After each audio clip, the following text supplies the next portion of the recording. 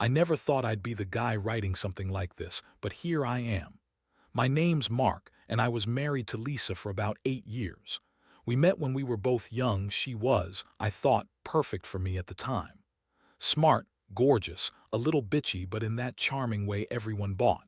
I guess I was naive because I always figured that we had a solid thing. Sure, every marriage has its ups and downs, but I never really suspected anything worse than the usual petty fights and her occasional late nights at work. It wasn't until recently that I started noticing some strange signs that maybe my wife wasn't the person I thought I knew. It started a few months ago. Lisa became more distant, more guarded with her phone. She'd secretly hide her messages, and I'd catch her deleting texts when she thought I wasn't looking. But I didn't think much of it at first. Maybe she was just stressed, or maybe she was planning something for her birthday or a surprise. I was trying to keep my mind open. Still, I'd notice she'd get defensive every time I asked about her day. Or if I tried to look at her phone, she'd shut down immediately.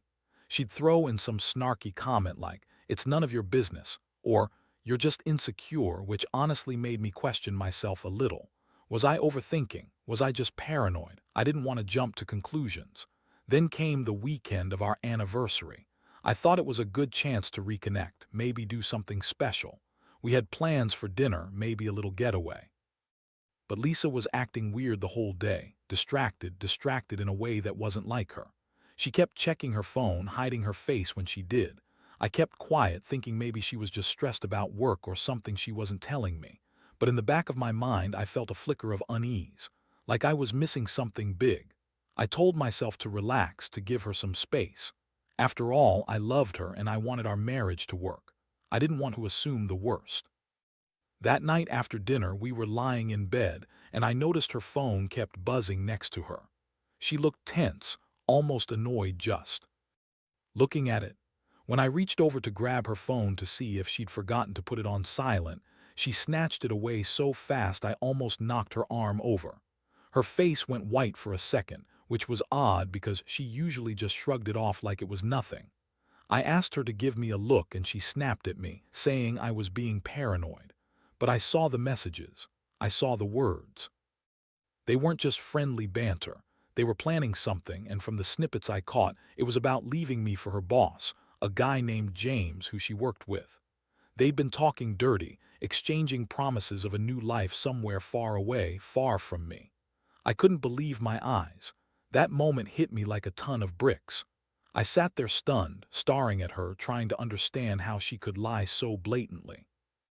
I mean, she told me they only kissed at some company party, that she didn't do anything more. But these messages said otherwise. She was planning her escape, and she was doing it behind my back all this time, during what I thought was our anniversary weekend. I felt like I'd been punched in the stomach. All the trust, all the years of us building something gone. I didn't even know who she was anymore. I stayed silent that night, just staring at her while she pretended to be innocent, acting like I was overreacting. She kept insisting it was all a mistake, just some stupid flirt, that James was just a boss and she didn't mean to lead me on. But I knew better. I knew she was lying. And that's when I realized I couldn't stay silent anymore.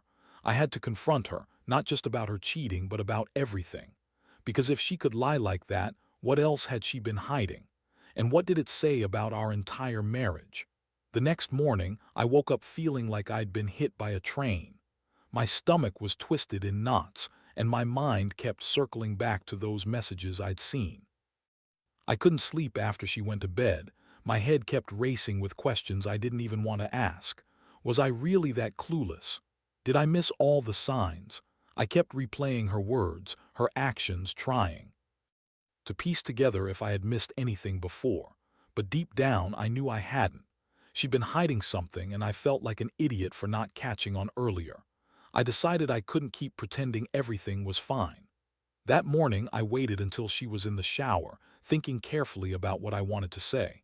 I needed to confront her head-on, no more games, no more pretending. When she stepped out, I looked her right in the eyes and I didn't hold back. I told her I knew about the messages, about her plans to leave me for James. Her face twisted into this defensive, bitchy glare, and she rolled her eyes like I was just some jealous idiot overreacting. "You're crazy," she snapped. "You always jump to conclusions. It's just work stuff, nothing serious." I looked at her and felt a mixture of rage and sadness. I told her I wasn't stupid. I'd seen enough to know she'd been lying. I asked her how she could do this, how she could betray me like that on our anniversary weekend. Her answer: she said I was paranoid, that I didn't understand her, that she was tired of pretending everything was perfect when I never listened anyway. She called me insecure, accused me of being jealous because I cared too much. She dismissed all my feelings as if they were just some unreasonable accusations. But I wasn't buying it anymore. I saw through her BS. She was a bitch, always had been one in her own way, and now I saw her true colors. That's when I decided I had enough. I told her I wanted her out of my house, that I wasn't going to be some fool waiting around for her to come back from her work trips, or whatever bullshit she'd come up with. She argued, of course, saying I was overreacting, that she loved me, but I could see it was all just words. She knew she'd been caught and she was trying to save face, but it was too late for that. My mind was made up. I told her I'd find out the truth, no matter what it took, and I meant it. I was done being played like a fool. I couldn't help but feel shattered inside. I'd trusted her with everything, my heart, my life, my future, and she'd just thrown it all away for some affair with her boss. That realization made my stomach turn, but I knew I couldn't let her see me break down. I had to be strong, even if inside I was crumbling.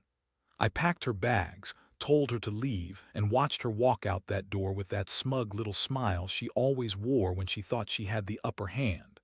But what she didn't realize was that I'd already started planning my revenge. I didn't know exactly what I'd do yet, but I knew I wasn't going to let her walk away without paying for what she'd done. That day was the turning point.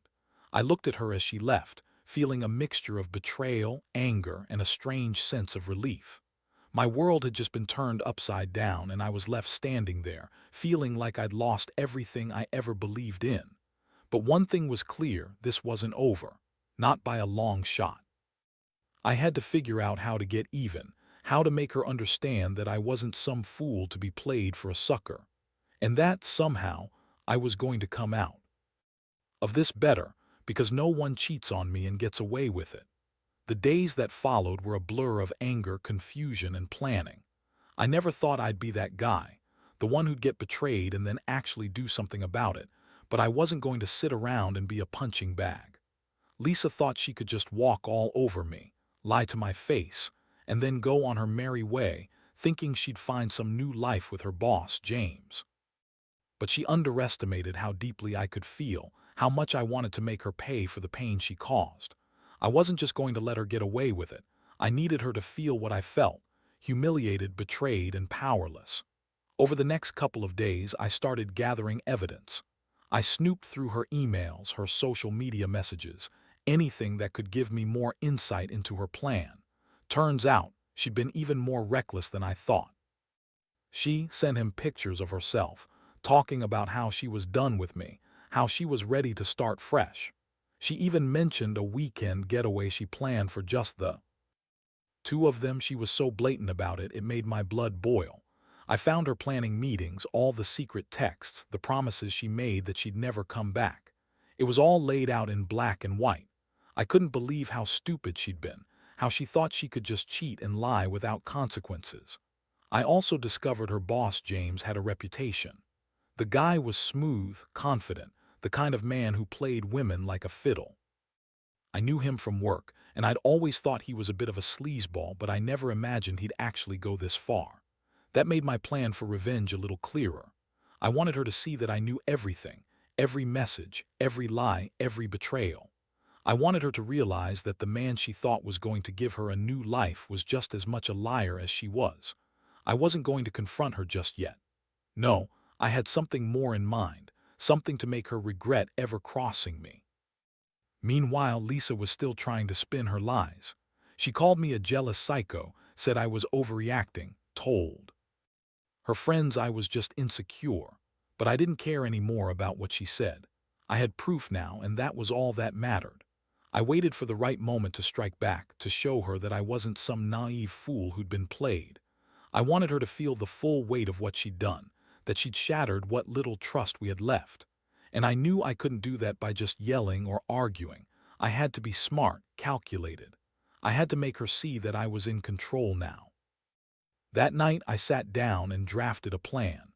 I knew she'd try to spin her story, try to make it look like I was the crazy one, but I was prepared. I decided I'd leak some of her messages to her friends, the ones that proved she was planning to leave me, to start a new life with James. I wanted her to see that her lies wouldn't hold up forever. I also decided I'd confront her in a way that she wouldn't see coming, publicly perhaps, or through some clever way that would make her realize her dirty little secret was out. I didn't want her to just walk away from this unscathed. I wanted her to pay, to feel humiliated the way I did. Honestly, I was angry, furious even. But beneath that anger was a strange sense of clarity. I realized I'd been blind for so long, hoping things would somehow get better, that Lisa would change, that she'd see reason. But she hadn't. She'd chosen her new life over me, and the worst part was, she didn't even seem to care that she'd destroyed us. That realization fueled my resolve. I was going to make her regret the day she ever crossed me. I didn't know exactly what I'd do yet, but I knew I had to act fast. Because if I didn't, she'd leave for good, and I'd be left with nothing but memories of what we once had, and a lot of anger I couldn't keep bottled up anymore. The moment I decided to go through with my plan, I felt a strange mix of relief and dread.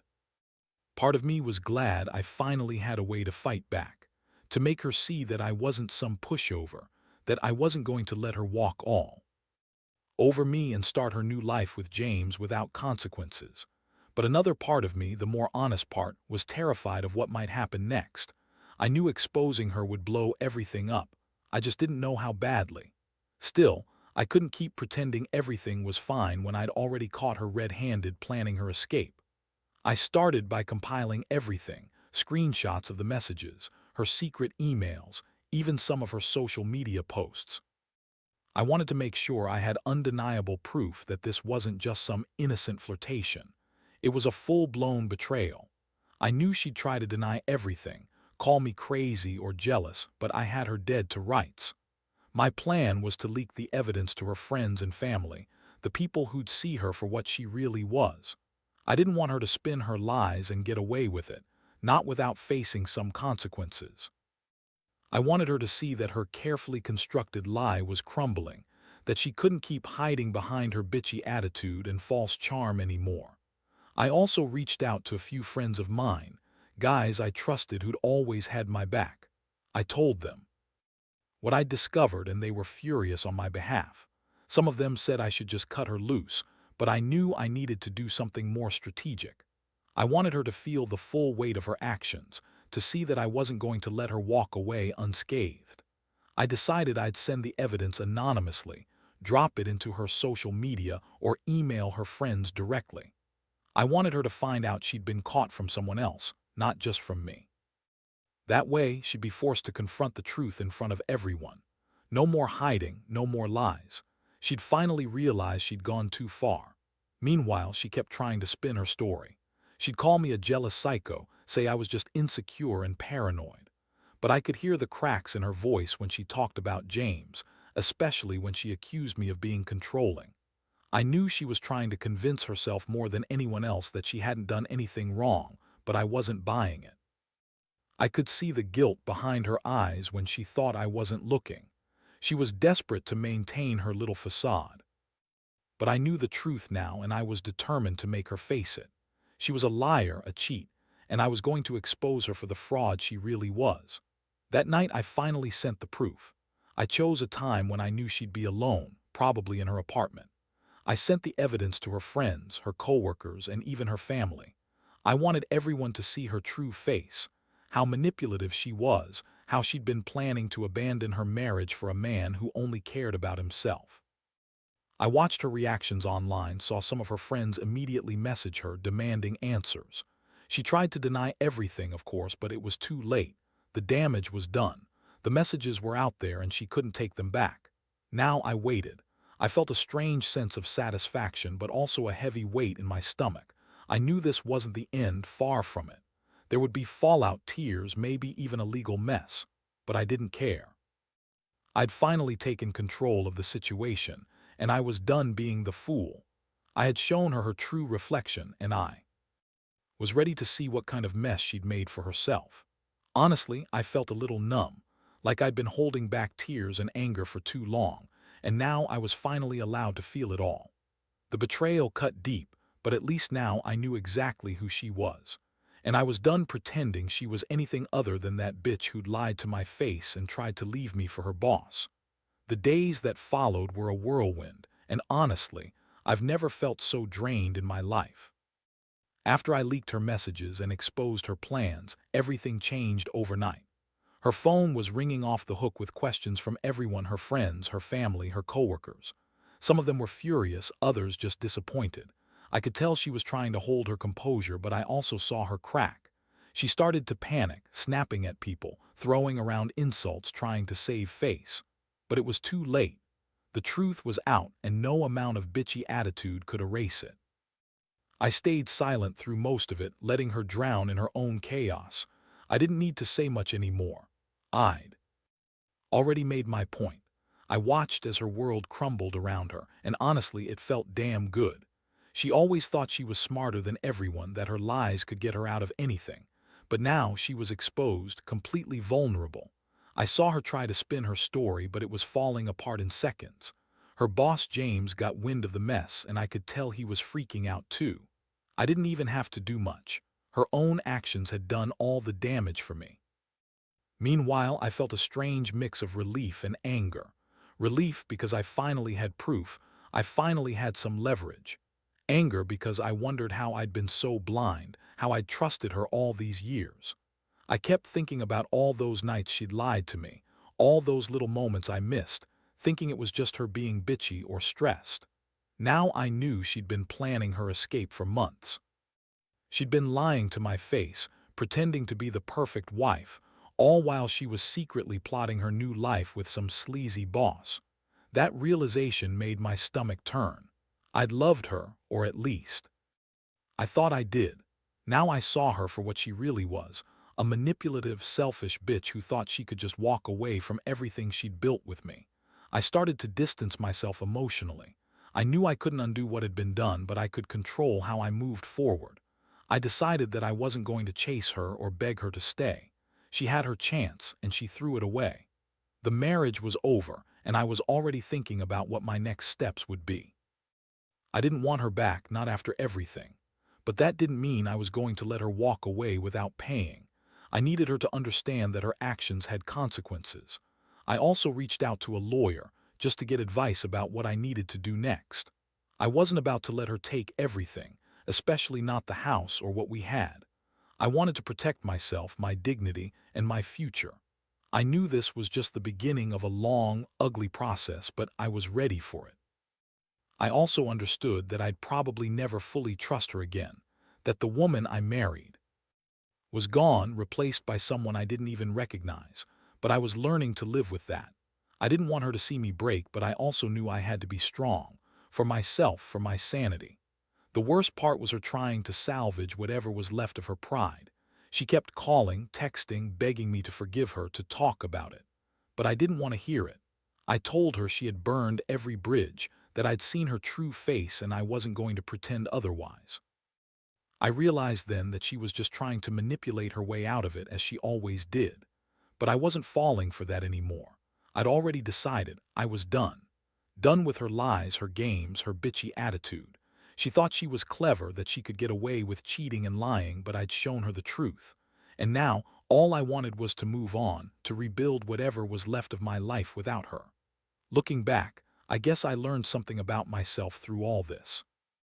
I learned that even when love blinds you, betrayal has a way of opening your eyes fast. I also learned that some people are just fundamentally selfish, and no matter how much you try to hold on to them, they'll always find a way to let you down. I don't regret exposing her, not anymore. She deserves to know that her lies caught up with her. And as much as it hurts to realize the woman I loved turned out to be this manipulative, selfish bitch, I'm finally starting to see that I deserve better. A lot better. Now, sitting here reflecting on everything that's happened, I realize I've been through a lot, more than I ever expected to handle. The betrayal, the lies, the public fallout, they all hit harder than I thought possible. But in some twisted way, I also feel a strange sense of clarity. I understand now that I shouldn't have stayed in a marriage where trust was so easily broken, where the woman I loved could lie and cheat behind my back, planning a future with someone else while pretending everything was fine. That realization was a rough pill to swallow, but it's one I needed to swallow nonetheless. I learned that I'm stronger than I gave myself credit for. I didn't crumble under the weight of her lies, nor did I let her manipulate me into a corner. Instead, I took control of the situation. I exposed her, I protected myself legally, and I began the process of healing. It's not easy. I still have nights where I replay everything in my head, wondering if I missed some signs or if I could have done something differently. But I also know that dwelling on it won't change anything. I have to move forward, even if that means starting over from scratch. The biggest lesson I've learned is that sometimes what looks like a perfect marriage is just a facade. Beneath the surface, people can hide who they truly are: bitches, cheats, manipulators. And when you finally see that, it's better to cut ties early than to keep pretending. I don't regret finding out the truth. I regret ever trusting her so blindly. But I also forgive myself for that. Love makes fools of us all sometimes. The important thing is that I'm finally waking up, finally realizing my worth. As for Lisa, I hope she gets what she deserves, whatever that may be. I know I won't be part of her new life, and honestly, I don't care. I'm done with her lies, her bitchy attitude, her manipulations.